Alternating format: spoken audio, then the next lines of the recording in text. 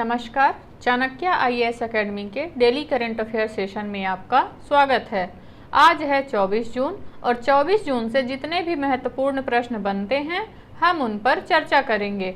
हमारा आज का पहला प्रश्न है, हाल ही में 2022 और 2023 के लिए राष्ट्रीय फ्लोरेंस नाइटिंगेल पुरस्कार किस क्षेत्र में उत्कृष्ट योगदान के लिए प्रदान किए गए? शिक्षा के क्षेत्र में, पत्रकारिता, चिकित्सा या फिर समाज सेवा क्षेत्र में? तो अभी हाल ही में चिकित्सा के क्षेत्र में राष्ट्रपति द्रौपदी मुर्मू द्वारा फ्लोरेंस नाइटिंगेल पुरस्कार से सम्मानित किया गया है। भारत की राष्ट्रपति श्रीमती द्रौपदी मुर्मू के द्वारा वर्ष 2022 और 2023 के लिए राष्ट्रीय फ्लोरेंस नाइटिंगेल पुरस्कार प्रदान किया गया। राष्ट्रीय फ्लोरेंस नाइटिंगेल पुरस्कार की स्थापना वर्ष 1973 में भारत सरकार द्वारा की गई थी।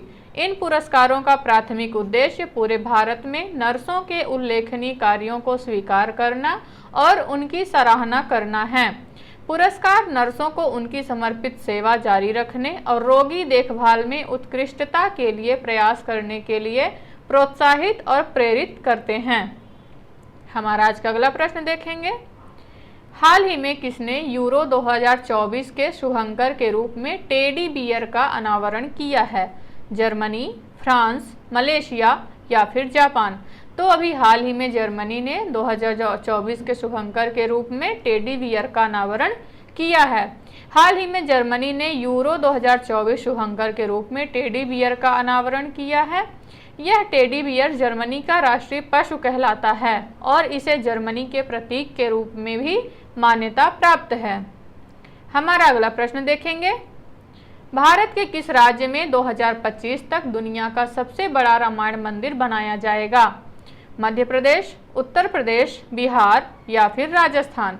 तो अभी हाल ही में यह घोषणा हुई है कि बिहार के पूर्वी चंपारण में दुनिया का सबसे बड़ा रामायण मंदिर बनाया जाएगा, जिसका निर्माण कार्य 2025 तक पूरा कर लिया जाएगा। दुनिया के सबसे बड़े मंदिर विराट रामायण मंदिर का निर्माण 20 जून को बिहार के पूर्वी चंपारण जिले में शुरू हुआ।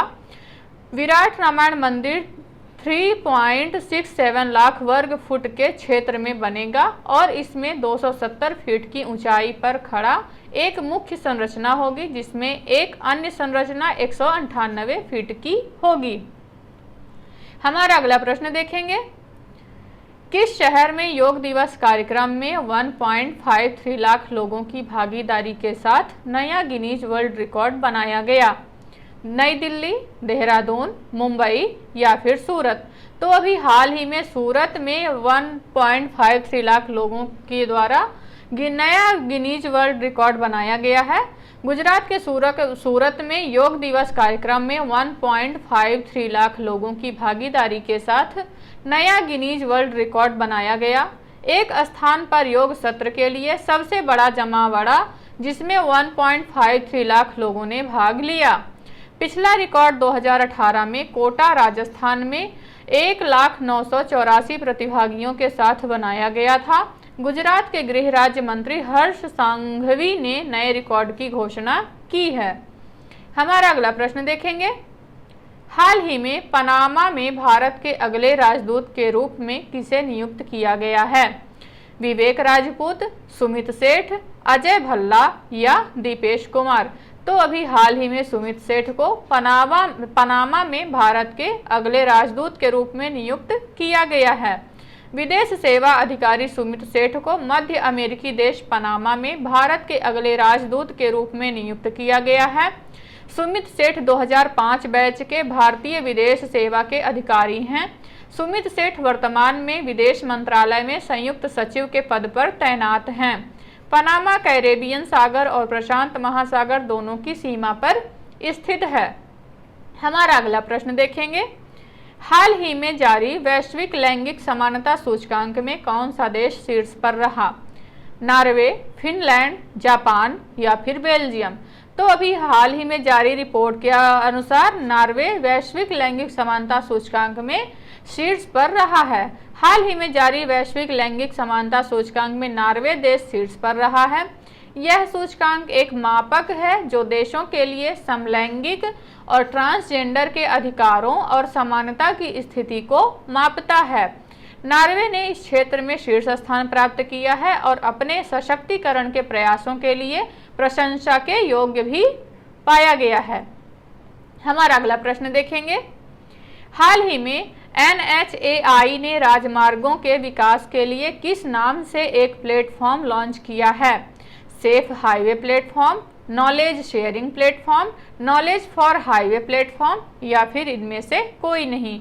तो अभी हाल ही में NHAI के द्वारा नॉलेज शेयरिंग प्लेटफॉर्म नामक एक प्लेटफॉर्म लॉन्च किया गया है। सड़क परिवहन और राजमार्ग मंत्रालय ने भारतीय राष्ट्रीय राजमार्ग प्राधिकरण द्वारा एक ज्ञान साझाकरण मंच शुरू करने की घोषणा की है। इस मंच का उद्देश्य राष्ट्रीय राजमार्गों के समावेशी विकास को बढ़ावा देना है। यह विशेषज्ञों और नागरिकों के लिए सड़क डिजाइन, सुरक्षा, निर्माण, पर्यावरणीय स्थिरता और संबंधित क्षेत्रों सहित विभिन्न क्षेत्रों में विचार और ज्ञान साझा करने के लिए एक सहयोगी स्थान के रूप में काम करेगा। हमारा आज का अगला प्रश्न देखेंगे। हाल ही में कनाडा पैरा बैडमिंटन इंटरनेशनल 2023 में प्रमोद भगत ने कौन सा पदक जीता है? गोल्ड, सिल्वर, रजत या फिर ब्रॉन्ज? तो अभी हाल ही में रजत पदक जीता है प्रमोद भगत ने पैरा बैडमिंटन इंटरनेशनल 2023 में। हाल ही में कनाडा पैरा बैडमिंटन इंटरनेशनल 2023 में प्रमोद भगत ने रजत पदक जीता है।